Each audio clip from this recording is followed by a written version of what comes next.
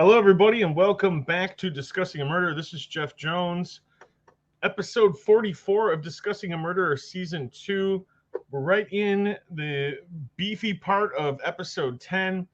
We have a partial panel with us today, so let's go ahead and introduce the panel. We'll start at the top here with Dr. Silkman, and welcome, Dr. Silkman. Good morning, Dr. Silkman, and welcome back. Good morning, Jeff, and it's great to be here and welcome all my fellow panel members and everyone in chat. Really looking forward to this episode. Fantastic. On to the next. Oh, yes, on to the next. But before we do that, we got to welcome Jack. Jack, good evening to you. How are you doing, my friend? Doing great. Thanks for having me back, and certainly a big hello to all the live chatters. And as Doc said, should be good. On to the next. Well, on to the next, and Mr. On to the next right here, Big Jeff himself. Welcome back to the show, and good evening. Looks like you're in a remote. You're doing a remote tonight. Is that right? That's true. I'm in the nation's capital of Washington, D.C. tonight, and it's good to be here. I'd like to say hi to everybody at the panel, hi to everybody in chat. And it is really good, to be going through episode 10. It's, I am feeling a little bit nostalgic about going through the final episode. I have to admit, I'm sure we're going to hit every point, point by point, and hit it hard. But I'm going to miss it when it's done. There's nothing left to do but get on with it. So let's do it to it. I was with him from 5 o'clock on.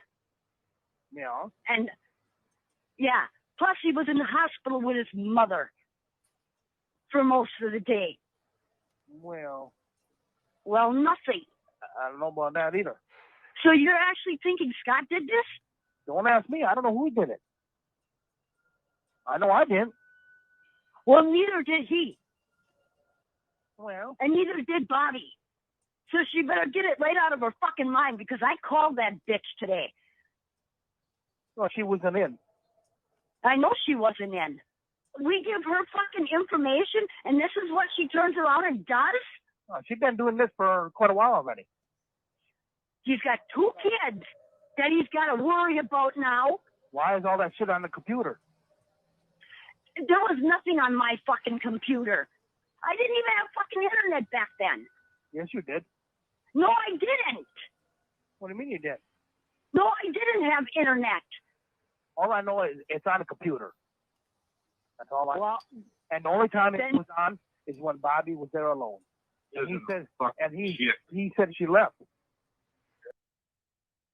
Okay, so a couple things with the internet. Like, there's just so much right there that I don't know how we're gonna ever get through this one, guys. We're really gonna there's 3 or 4 points that just breezed past me that, I believe that it's possible, and there's a leading theory in that the internet could have been used through an AOL-CD or other means to have other than formal internet access through a regular provider. So there are a couple things that, and I even think that it's believable that Barb just didn't know at the time. She didn't know that there was internet usage because she wasn't paying for it. So if I'm not paying for it's like water. I didn't pay the water bill. How could you have water? And so that's kind of how I feel about there. I don't know if there's anything else that stuck out at you guys through that. Go ahead. But my mind was kind of spinning and washing away there. Well, yeah. Well, I don't think that had Barb taken a second to think about it, rather than whatever the first thing that came to her head was that. I think she would probably have realized that they did have internet back then. If I'm not mistaken, Brendan used to play one of his video games online that required dial-up, right, internet service. Maybe you attached directly to the phone back then. I can't be certain. But also, I think Stephen is going to remind her of one incident that they had. But I think it's pretty clear, and if she thought about it, that they did have internet. She's just saying that, right? And they didn't have internet, right? It just to throw something out. So yeah, and then to me, there's the obvious stuff about the stuff on the computer. There's no doubt that stuff was on the computer. I think that there's, and I think the fact that that it was Stephen is under the impression that it was only there when when Bobby was home, and I think we know now that that's not 100% correct. I think Zellner, as we said in the last episode, came to a logical conclusion based upon the evidence that we knew and the information that we had. To me, the stuff on the computer, the existence of the stuff on the computer, bears mention of the Veely CD, which is a piece of evidence that was basically digital forensic evidence that was created by a technician. I think Veely might have worked in the Madison lab. You guys can correct me if I'm wrong there. But he, did a digital scan, did the digital scan when you're trying to, search out a predator, if you will, and then get the time they labeled this, the Brendan Dassey computer, by the way, has certain keywords that it searches for.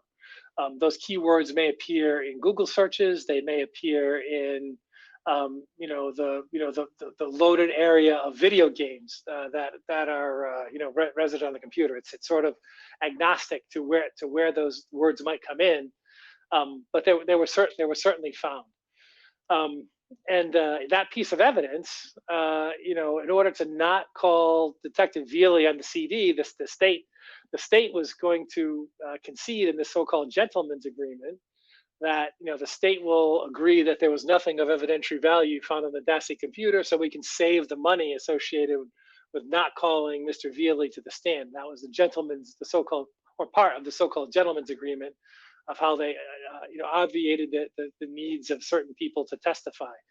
Veely was one of them, and we now know that the Veely CD found a whole shitload of stuff. Some of it being relevant, some of it being not relevant, but certainly was found in the state. Rather than be upfront about what they may have known, about it, said nope, we're just gonna bury this. So now in Wisconsin, there's precedent. Even though some might say, oh well, the Court of Appeals ruled that this is not something that can be used in other trials. Now the state has an example, right? The people who are willing, who are desirous to hide stuff in Wisconsin, have an example of how you get away with burying digital forensic evidence. And make no bones about it, folks, in the chat and the panel. The new evidence of the 21st century is not necessarily the evidence, or in addition to the type of evidence that we hear Dr. Silkman talk about all the time. Digital forensic evidence is every bit as forensic evidence as DNA, as everything else. But you have to do your full investigation to understand where it came from. But they buried the Veely CD, right? That's digital forensic evidence, just as guilty as if they had taken a piece of human DNA and discarded it. And it's wrong. Now there's precedent to do it, and just because it's Stephen Avery, everybody in Wisconsin is totally willing to turn their back. We gotta look at it from the perspective of it happening in real time, and I think that's what Big Jeff was alluding to. I mean, now hindsight is 2020. We've got a much greater perspective and angle regarding the material that was found on the Dassey computer.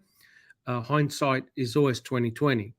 But we need to have a look at what potential impact that would have made back then during the trial. And the fact that Fassbender had held onto that CD, there was a gentleman agreement that Veely wasn't going to be called to the stand.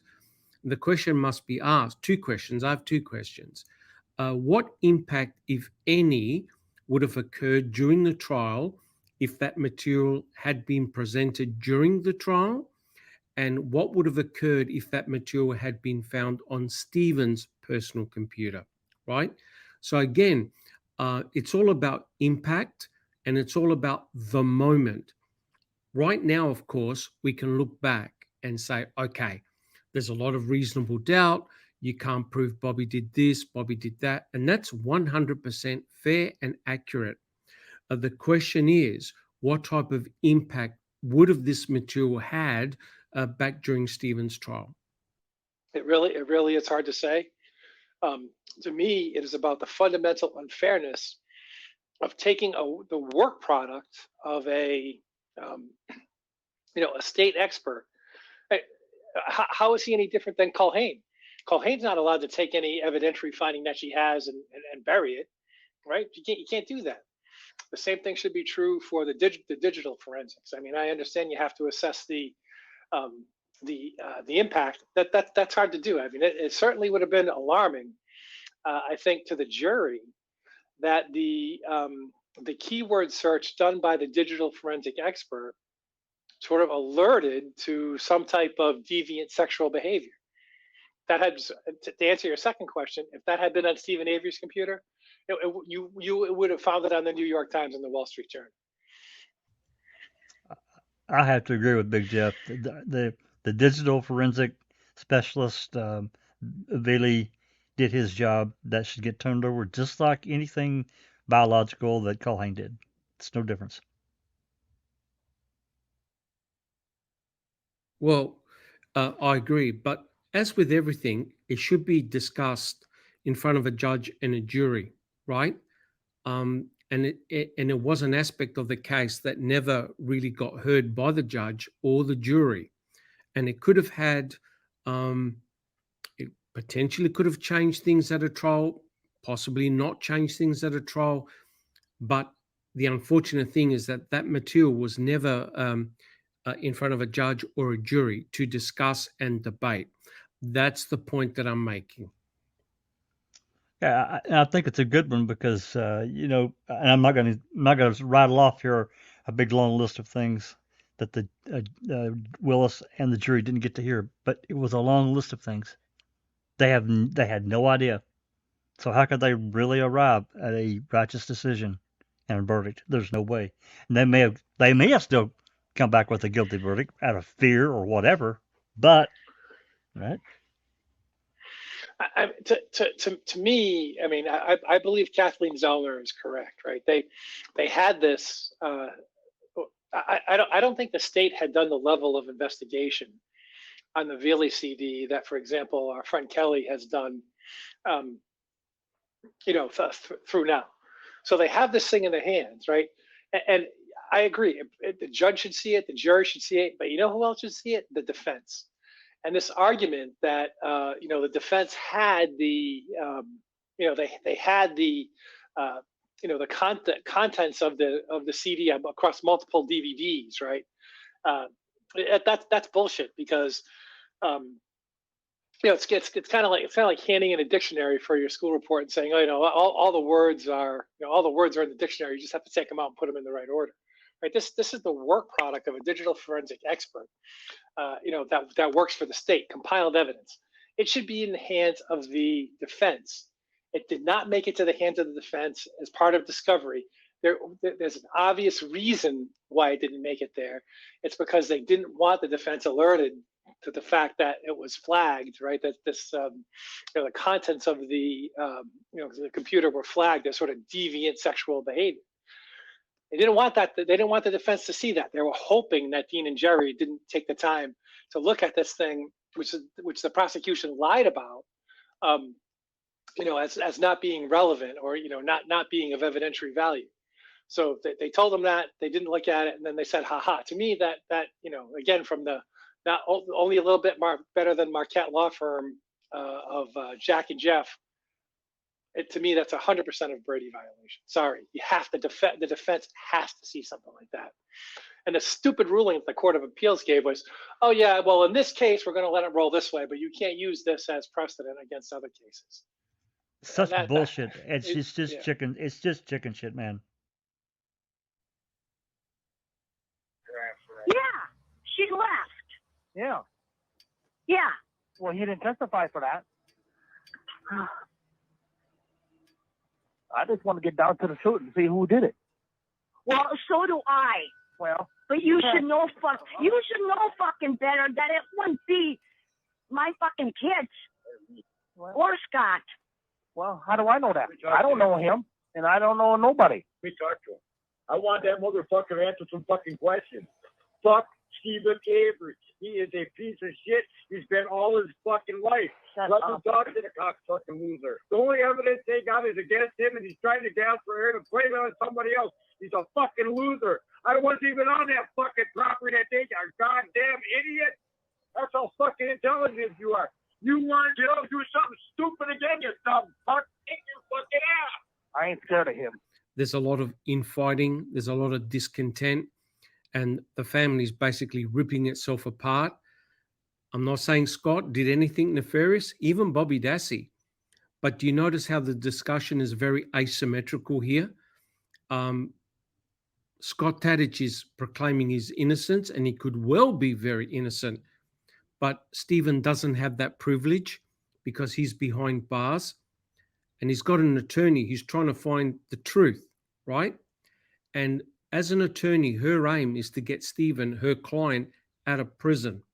And she'll do so by any legal means, right? Now, I know it's extremely uncomfortable to name Bobby Dassey as a Denny, and I understand that. But she has to do what she has to do. And I think, Big Jeff, you alluded to that nothing can happen to Bobby. He's not going to go to prison. But in terms of, is Bobby Dassey a viable Denny? I do believe that he is. Ruined my fucking life. Yeah. I hate the cocksucker. And He what the ruined fuck? my fucking life. And you ruined mine, kid. What you said. Motherfucker, it's all for him and nobody else. You don't get it. I am. Just needs to stop. I was going to stop when it's over. It needs to stop now. We can't. Yeah. That's why. Well, that's why. like I said, you will end up with a dead sister because I can't take this shit no more. Well, then shut the computer off then. The computer ain't on. Shut everything off. You don't need a phone. Just go to work. Yeah. Okay. Whatever. And I'll bet you. I gotta go. Brendan's calling me. Hey, I'll bet you. I gotta go. Brendan's calling me. Yeah. Okay. We filed the motion to reconsider, and that resulted in a really revealing but extremely hateful, hostile phone call.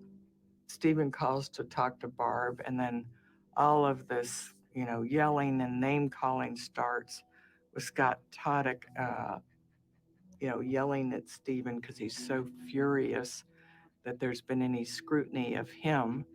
And it led to Scott and Barb making these really amazing admissions. They admitted that they knew that Teresa had left the property that day. Yeah, I said it before, and I think it bears saying again that back in real time, and even in this situation here, there were no good choices for Barb. She had no good choices at all. Law enforcement did intentionally, they did their best to drive wedges in that family, and they did. They were very successful at that. Very successful. I can cite you numerous situations. Wiegert Fassbender lied to her and the family, said Brendan was a drug addict. They'd tested him. He was a crack addict. He was selling crack. That's just one situation. There are others as well. Barb said that if true, I suspect it is true. Wiegert told her that, sure, Fassbender won. I don't remember which. I think it was Wiegert. She needed to get off that property. She needed to leave and move off that property, Avery salvage yards, and she did. Her and Scott left and bought that house and that property. So, but in this situation here, yeah, she was so emotional. I have to agree with Jeff. You can't really trust anything she's saying because she's not thinking straight.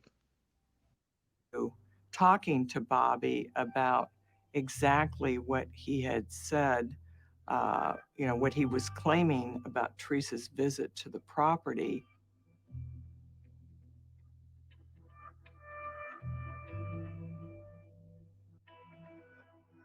So can I pile onto that too?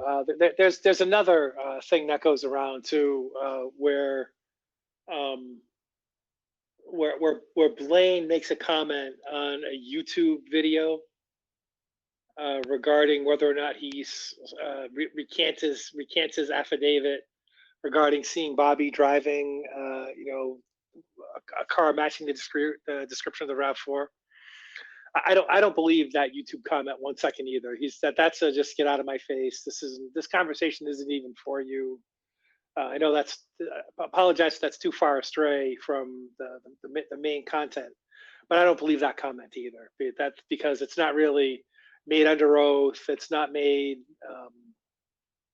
We don't know who he made that. I don't know who he made that comment to, and there wasn't really any reason for him to engage that person either. So I don't believe it. So anyway.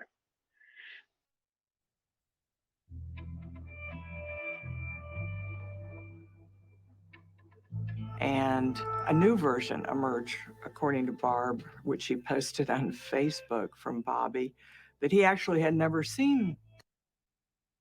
This point, I do have something to add, and that is these are hearsay statements. What people say on Facebook, and like this person told me this and they posted on Facebook, it may have relevance to like the storyline or a narrative or interest, but it has no legal bearing because they are hearsay. Now, if I say something about what I did on Facebook, that works, that can be used. But I have to take objection with that when you're just saying, Barb is answering for Bobby. And I'm sorry, like I appreciate it, and it's not directed at Barb, it's directed at anybody who would answer a question on behalf of someone else and post it on Facebook. It's not, to me, that's not how it works. You don't speak for, I know that people are going to say, and if Kelly's here, she might, well, the mom is sticking up and saying this, but for me, I need it from the horse's mouth. I don't know how you guys feel about that. I mean, that's just my kind of, and maybe it's just because I don't like Facebook. Maybe I have a bias against Facebook. No, but you're 100% correct, Jeff. If Kathleen Zona was to utter any of this in a courtroom, the judge will knock her down and just say it's all hearsay. She will not be able to present any of that in a court of law.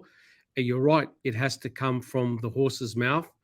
Those people that have made that statement would have to take the stand and say it in front of a judge, in front of a jury or whatever.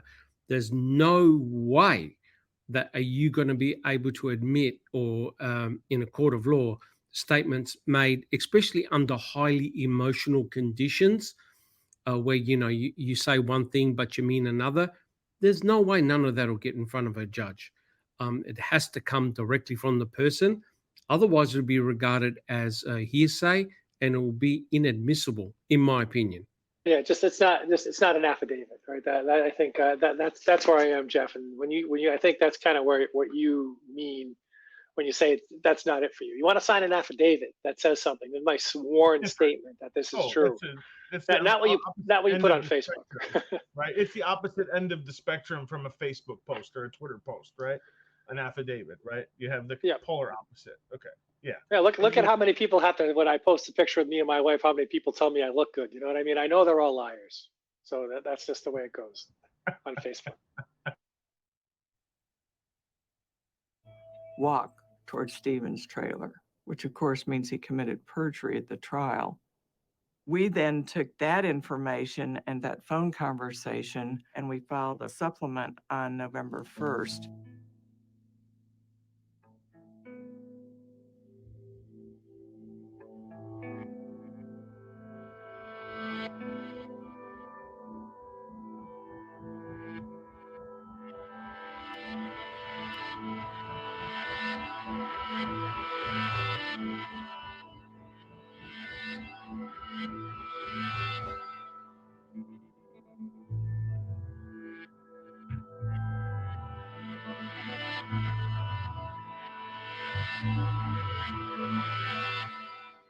Did you make anything up when you testified? No.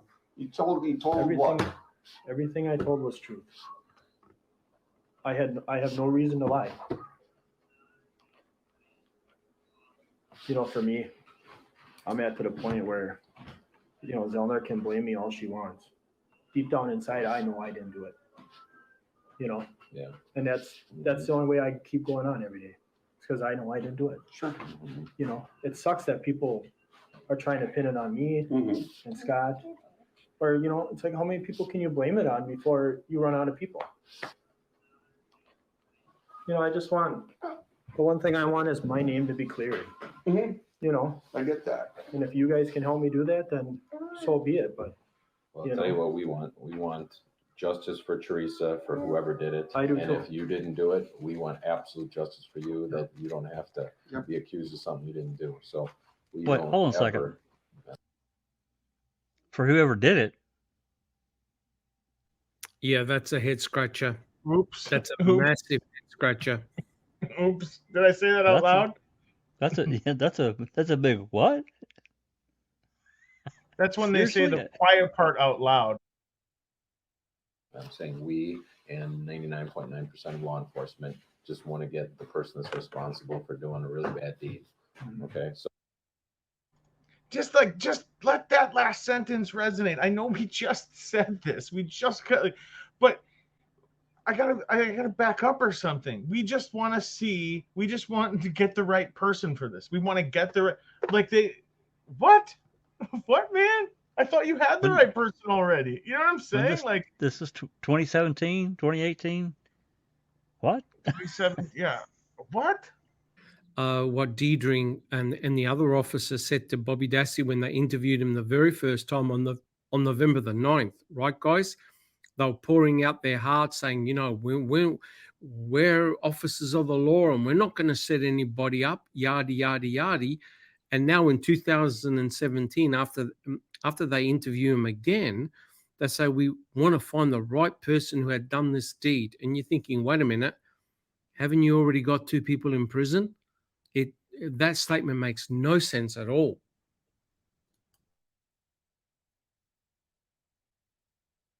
So believe me, we're not looking to let's get a gotcha on Bobby and boy, we got something good on you. No, we just want to tell us the truth like you did, and we're good to go.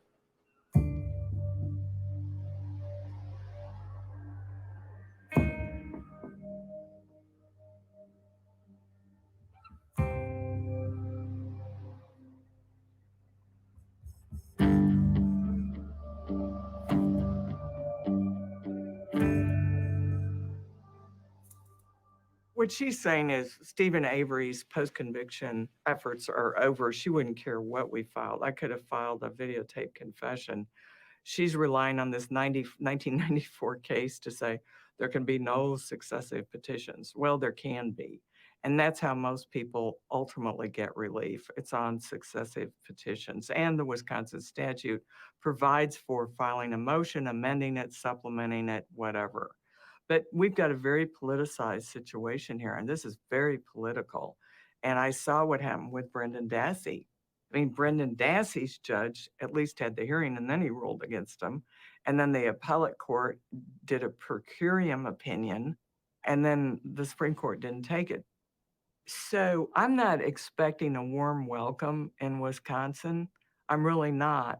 But I'm just going to stay in Wisconsin until I get them to recognize that this forensic evidence, which resulted in Stephen Avery being convicted, has been fabricated. And so I'm just going to keep banging on the door. You know, the overall strategy of just keep banging on the door, or the football analogy of keep pounding the run. This is one of the things that I think makes Kathleen Zollner so well known for the work that she has completed, is that she does have that tenacious stretch in her. And although maybe I don't agree with everything that she says, I do approve of that kind of method. Like, we're not going away. We are going to keep finding stuff. We're going to keep filing. So, you know, and I think maybe that should grant us all hope, you know, that she's not going to stop. Even if this current motion, something happens and it doesn't go her way, she's got something to go, you know, on to the next, as we say. So there's always something more that can be presented, and I truly believe that. So that's just my opinion on the strategy here of, you know, keep banging on the door, right? Well, you have to be persistent. You have to be a bulldog. If she wasn't as persistent, Ryan Ferguson will still be in prison. Make no mistake about that. He would still be in jail. So it's really up to the determination of Kathleen Zellner to see this through.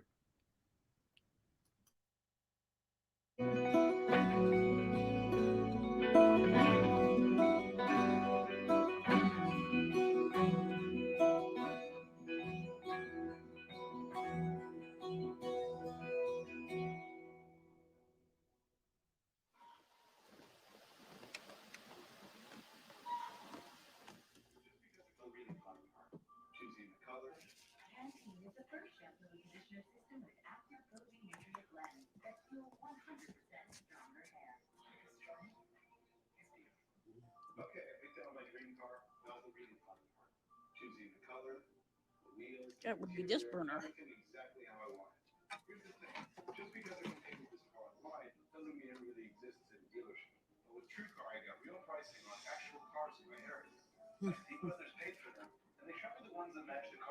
Nope, that's not the right one. Al, would you come in here? Your stove is stupid. Alan, come here.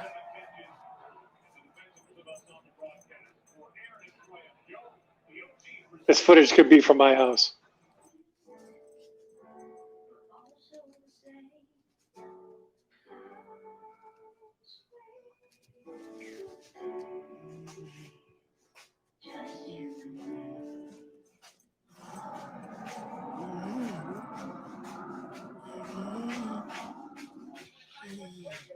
Hey, can you get up here and help me here?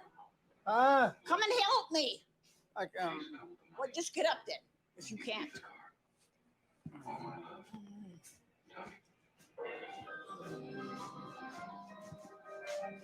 I think she's worse now than she was before. I think she takes too many pills. I can do it. What do you want it on? Is it hot? Is the burner hot? Put it on. Yeah. Is that the right one for that? Huh? Is that the right one for that burner?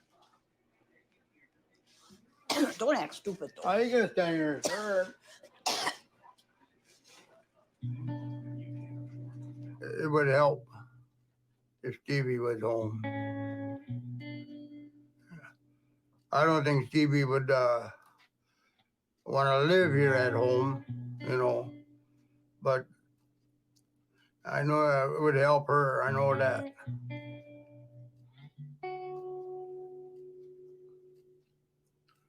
I think it would help her tremendously.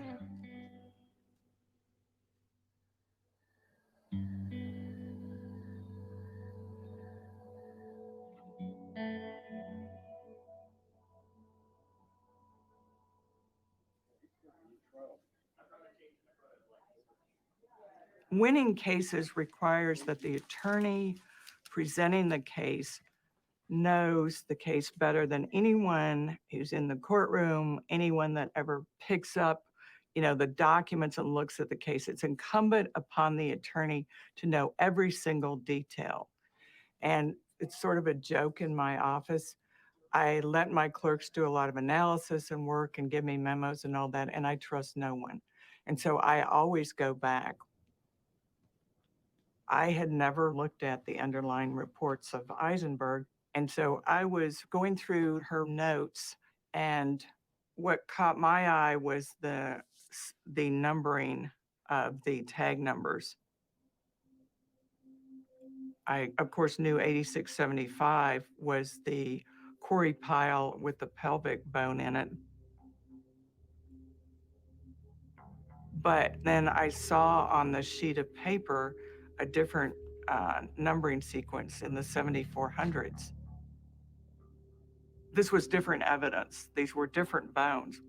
And then I started reading the content of it, where in great detail, Leslie Eisenberg has documented that there are more human bones.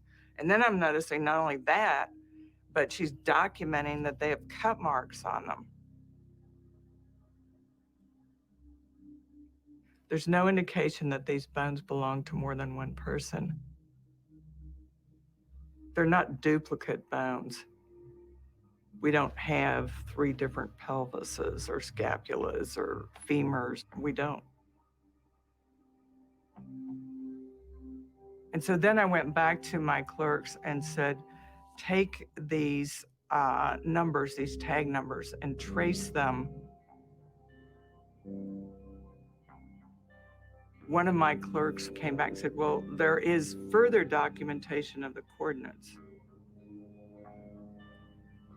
I told them to get the coordinates, to make a map for me. I wanted to understand where those bones were coming from.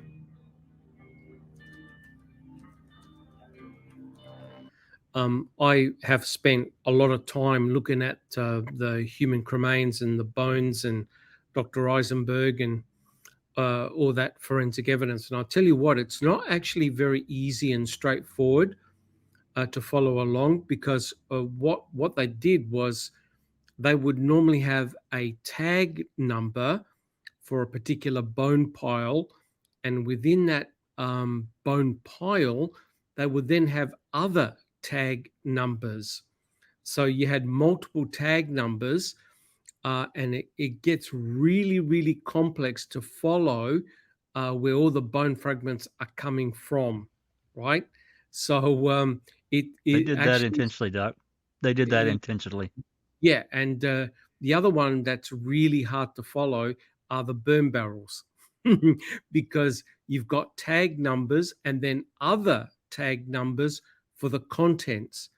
And if you remember the box of bones, within that box of bones, the box itself had a tag number, but there were bones that were placed in plastic bags, which themselves had tag numbers. So trying to follow where all the cremains had come from and what they were is very, very challenging. Yeah, it's like they made a master, let's just say like 8675, and within 8675, you had a bunch of other tag numbers attached to that. It's like they had a sub cataloging of other cremains under that one. They did it multiple times. Like as Doc said, it's really complicated to follow. Correct. And Dr. Eisenberg, I remember her in, I think, one of her reports or during her testimony, kept on saying that we kept on delivering more bones. So as they were finding more cremains, there were more bones and more tag numbers, and it really became very, very complex. Yeah, I think they did. I really don't know exactly how many siftings they did, but I think it was 4, because I seem to remember they did one in November, they did another one in December, and I'm pretty sure they did another one in March or April. Remember the photos of that we looked at back several weeks ago, Jeff, of Earl and all them? They were in that garage. I think those were from like April. In that clean suits. Yeah, absolutely. Yeah.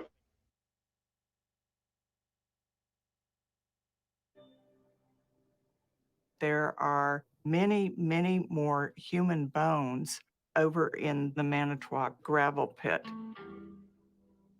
The 2 new piles are even further away. They're closer to Highway Q than they are to the Avery salvage yard. And then a little distance from them is the pile with the pelvic bone, but lo and behold, there's another bone in there too. That picture that Kathleen Zerner brought up and showed where some of those human cremains were found, it's very, very interesting, because remember Travis Growell, he was working off County Q. He was working with I believe it was the rock crusher, and he made the comment that he had smelt a foul smell that he had never smelt before. And it's very interesting that where those cremains are found are much closer to where Growell was, considering when you look at the picture that shows where the Avery salvage yard and the burn pit is. It's interesting that potentially a cremation or a partial cremation could have occurred either in the Manitowoc County gravel pit or in an area in the quarry. Right, and that's on November 1st as well. So if the cremation actually happened on the 31st, that just goes to show you how long that stench lingers. Either that, or she was either that, or that smell was actually related to November 1st, which there's no narrative that has any part of her body being burned on November 1st by anybody. So yeah, it just goes to show you, just the simple things that are not put together in this case. Where was the smell? And how can you completely discount Travis? I've always pronounced his name as Grohl, not I don't know the correct way to say it. Yeah, but whichever. But yeah, there has not been enough attention paid to that affidavit, because when I think you get a real stench when you burn a body. Oh, you do, and it's amazing how it's all these little tidbits of information that when you place them all together, you get a much greater perspective and a greater picture emerges. And I believe it was even Ken Kratz that said during an interview, well, how did we know that Teresa was murdered on October the 31st? And that really is a head scratcher, isn't it, guys? Yep. It shows how flimsy the narrative is that he put together if he's willing to question his own narrative. Yeah, 100% correct. They never really had a narrative until Brendan Dassey gave them one. And unfortunately, the narrative that Brendan gave could not be backed up by their own forensic team.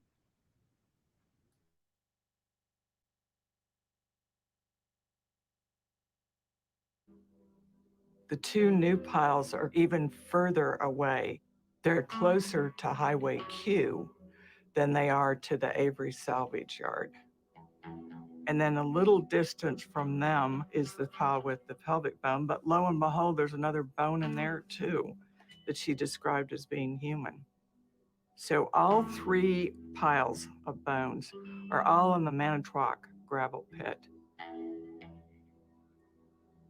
That discovery would have changed everything at trial. If the jury had heard that there were numerous human bones over in the Manitowoc gravel pit, not one possible pelvic bone, it would have changed everything. Jeff, All three Corey. just to add in here, and others can comment as well, but this visual is extremely powerful. And think about the visual, Doc, and I'm sure you've seen it too, Big Jeff and Jeff. This interactive map that Yora's created, the visual of the evidence is so powerful. Can you imagine if the jury had seen this? It would have changed everything. There's no doubt in my mind. They would have been like, wait, what? Bones were found way over there, and we're not really talking about that? How does the state explain that hole? Well, what they did was bury it. Kratz says, I'm going to spend about 20 seconds on that quarry. They didn't. I'm not even sure. I think Cuss Road might have been mentioned twice in the entire trial. So the visual is so powerful. I think you really have to, it opens. There's more questions than answers, obviously, right? I think that the narrative that Kratz has pulled out, and correct me if I'm wrong, please, is that in one of the many stories they got Brendan to tell, they got him to tell a story about how he drove around with Stephen on the golf cart, throwing away different piles of bones, in different places, right? Isn't that what Kratz said? I'm not sure if that's on the 4-hour confession. Yeah, I think it was one of the many different yarns that they got him to tell. I think that might have been during one of the ones that they couldn't get the coherent story out of him when Kaczynski wasn't there, right? When they were hoping to get that story. But the thing is that wouldn't the cadaver dog hit on, if you can't just, like, it seems to me like if you fill up the buckets with bones and start throwing them all over the place, but you're bound to get some type of scent on your golf cart that you're doing. It seems to me that you can't hide that. Isn't the dog going to hit on that? I mean, I know the dog hit on I think on Ma's golf cart that Earl and Fabian were driving, but not on Barb's golf cart, which is the one that Brendan, I think, said that they used. They definitely will pick up signs of human decomposition. No question about that at all. And I think they did a presumptive testing on the blood in the golf cart, but I don't know. That didn't turn out. That was a negative. It was a bust. But yeah, the cadaver dogs definitely checked out the entire Avery salvage yard. And one important finding about the cadaver dogs was a lack of a hit inside Stephen Avery's master bedroom, where apparently all this raping, torture, and mutilation took place. The cadaver dog, Brutus, did not hit in Stephen's master bedroom, which was very, very interesting. Well, it would have been a bloodbath in there at minimum. And Correct. I mean, I'm not I'm not an expert with dogs or anything, but just from what, information we've got, there's no way that Brutus would have hit. No way. Well, Brutus, yeah, correct. Brutus was able to detect small droplets of blood, which were present in Stephen Avery's bathroom, That's right. and he picked it up, and Brutus gave a hit. Furthermore, Brutus and I think another cadaver dog were able to detect droplets of dried blood inside vehicles that were obviously involved in crashes. Those vehicles could have been on that property for months, maybe even years. The cadaver dogs hit upon them. So they are very, very sensitive in detecting human decomposition. And you have to ask the question, right? How come Brutus and how come Loof never went crazy around the burn pit, right? Sure. And why did they spend more time off the fucking property than they did on it? Correct. Including hitting at Cuff Road. I guess one thing that's always bothered me is that the cadaver dogs or the scent dogs were unable to find the location where this mutilation took place. It doesn't seem to me that you can cut up a human body to the extent that hers was cut up and not have that make a royal fucking mess. Sorry. Yeah. So where was that site? Where did that happen? And you'd think that level of mess would easily get picked up by some type of scent dog. How do you hide something like that? You can't. You cannot. Forensically, you can't expunge micro droplets of blood and other bodily fluids. It's going to go everywhere. And there was no evidence. There was no evidence at all of Teresa Horbach being dismembered and cut up on the Avery salvage yard. The forensic evidence tends to suggest, including the dog tracks, that something occurred off the Avery salvage yard. And you know what's incredible? That even when Bear was removed from the property, they never ran the cadaver dogs or the scent dogs around the burn pit. I wonder why. And they didn't have any interest in that burn pit until after Cuss Road. Correct, on the 8th. They find all the cremains after Cuss Road, which is on the 7th. All of a sudden, all the bones are found on November the 8th. Correct. Which begs the question. Now, we have Reese going around taking area photos to feed in their total control mechanism to create this animation. He's going around the properties, and not just Stevens, but he was there. Now, if he's taking this photo on the 6th at the back of Stevens' trailer, don't tell me he wouldn't have seen a pile of bones sitting there in that yard. Why, he would say anything? He's a trained trooper. Of course he would. There's nothing there. And you're 100% correct, Jack 61. And furthermore, Trooper Reese was right next to the burn pit when he took photographs. Right. He would have smelled it too. Yep. And remember the two detectives that did the video right next to the burn pit on November the 6th, and we see Bear just casually walking up and then casually walking back. Now, Doc, he's a vicious dog. He'll eat you. Correct. That's George Zipper's dog.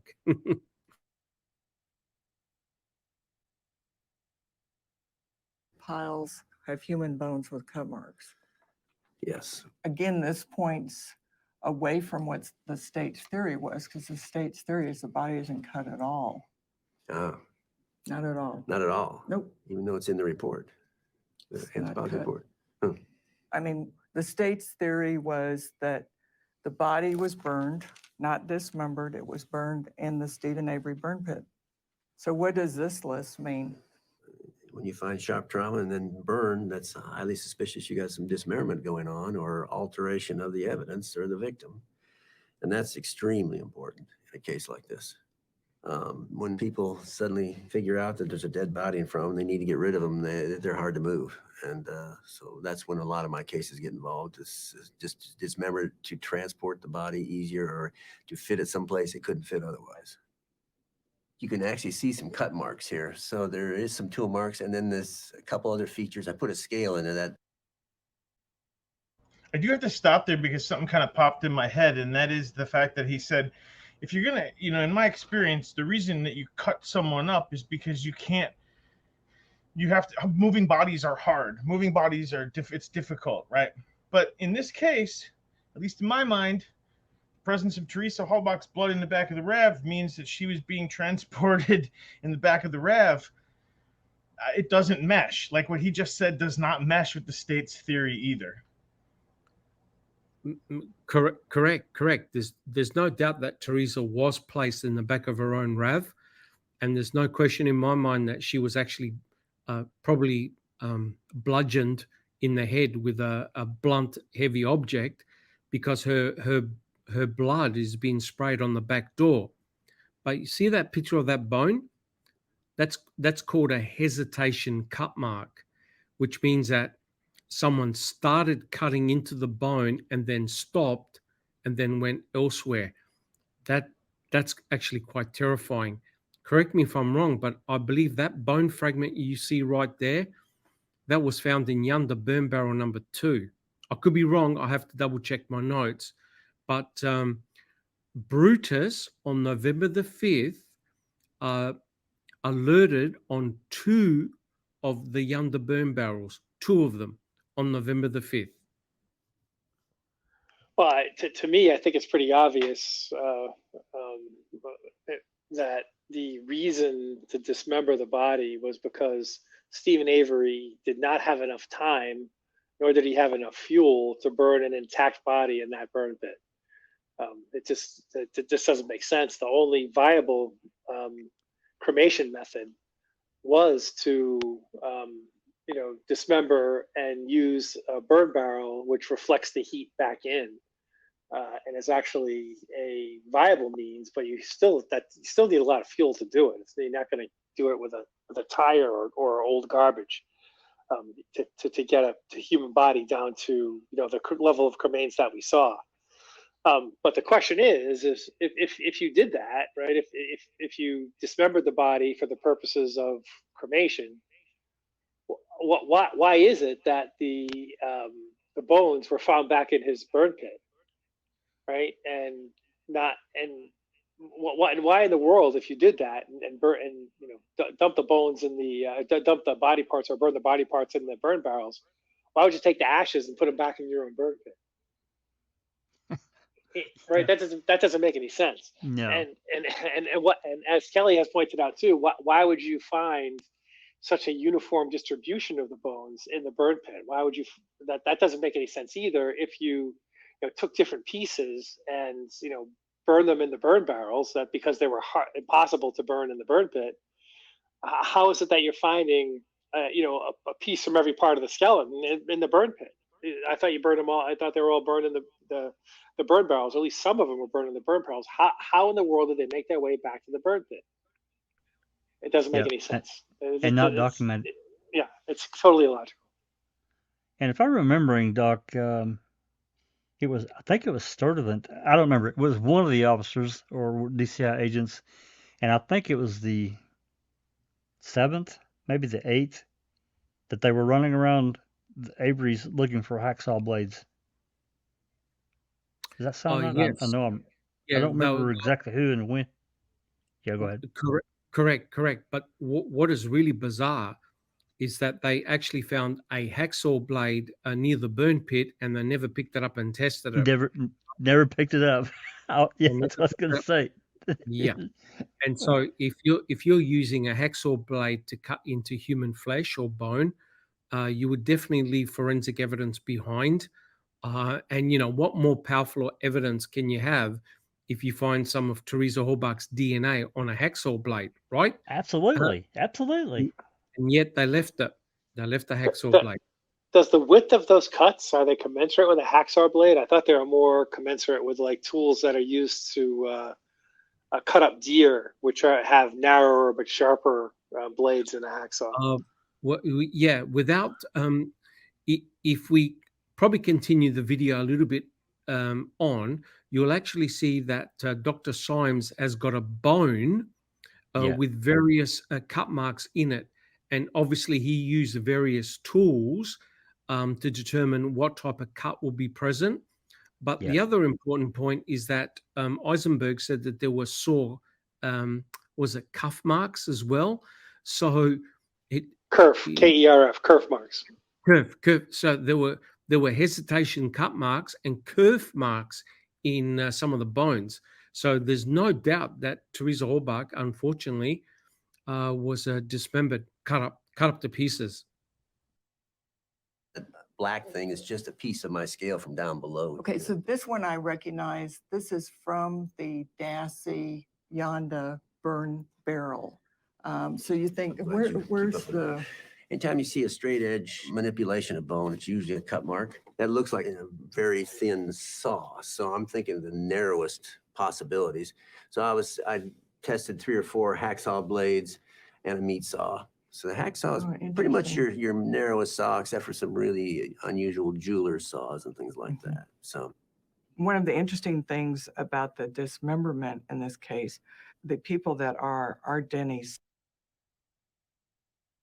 I just wanted to point out, like, if anyone's wondering what a hacksaw is, the thing on his right hand, see if we can't, right down here on the bottom corner with the yellow blade on it, that's a hacksaw right there. And also for people that don't really understand, with a hacksaw, the saw itself is just a holder of a blade, and you can get multiple types of hacksaw blades. One's to cut wood, one's to cut plastic, one's to cut metal.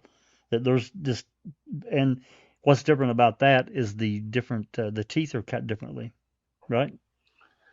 Yeah, they usually, I mean, you get it for wood, for metal. Usually you use a hacksaw for metal. Or harder substance.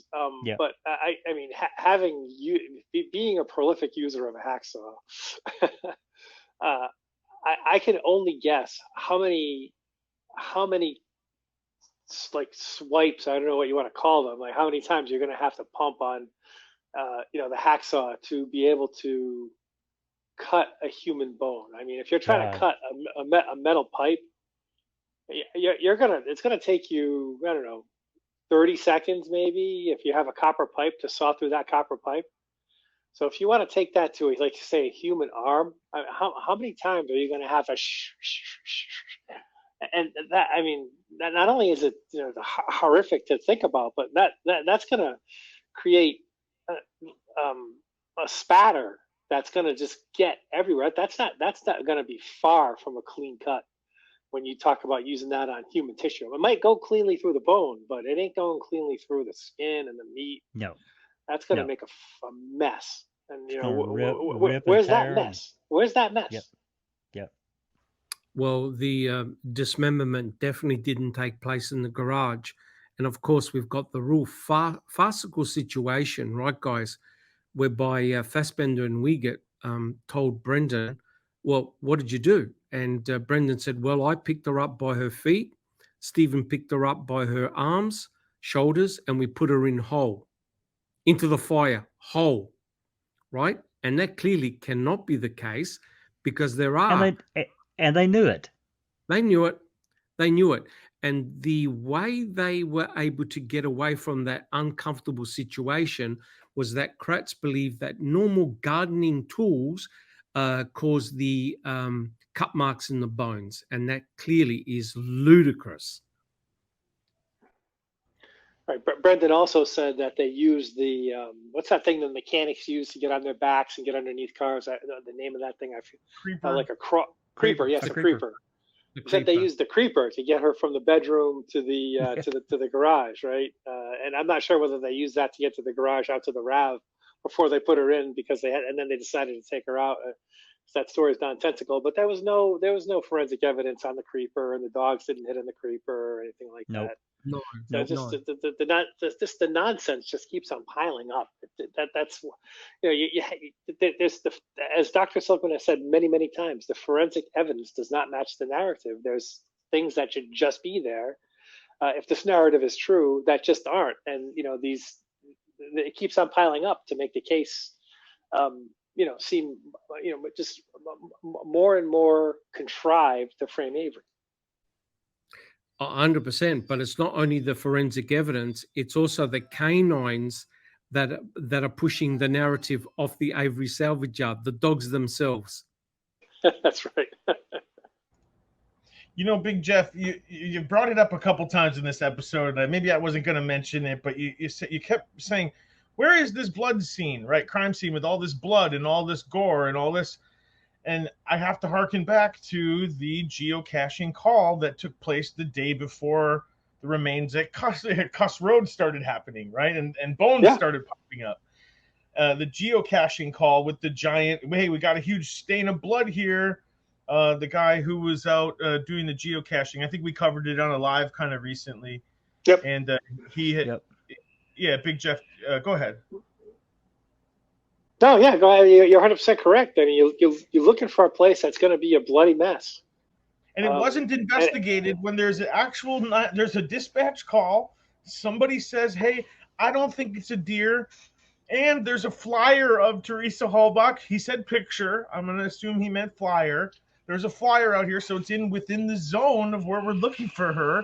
And there's no report generated. We get nothing. And then the next day, things start to show up. I'm not making any accusations, but if you're looking for this crime scene, there's just one. I mean, that's the one that I know of.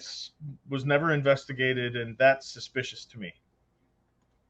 Yeah, it's totally suspicious that there's not one on the Avery salvage yard where they said the crime was committed, and then you have this alternative place show up that's much more viable than any place on the salvage yard, and nobody even bothers to go take a look. It's just, it's typical of the crack MTSO investigation and Calumet investigation.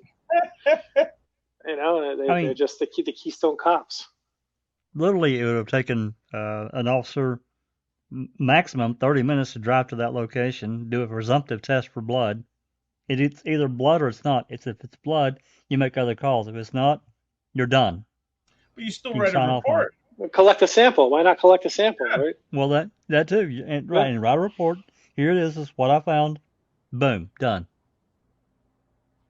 Absolutely. Well, boom, done kind of sounds like where we are in this episode. I think it's time to shoot it on over to Big Jeff for wrap-up comments again. And thank you, Big Jeff, for always leading us off in the wrap-up comments. You do such a great job. And another one, bouncing back and forth, a couple different issues. The floor is yours, my friend. Well, there was only really a couple issues covered today, right? I don't think we made it too far through the episode, and maybe that's going to be typical of the whole series. I went off on the VLACD. We started off with the phone call, one of the more famous phone calls in the series between Steven and Barb, where things just explode. I think the whole panel pretty much agreed that nothing that Barb said in that phone call could really be considered reliable based upon the emotional state that she was in. But we moved on to Kathleen Zellner continuing to prepare her motion challenging the forensic evidence.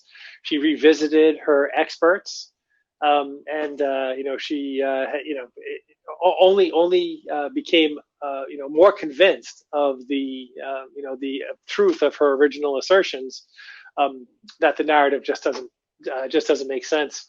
We talked about the dogs and several other aspects of the forensic evidence, but I'll let that speak for itself.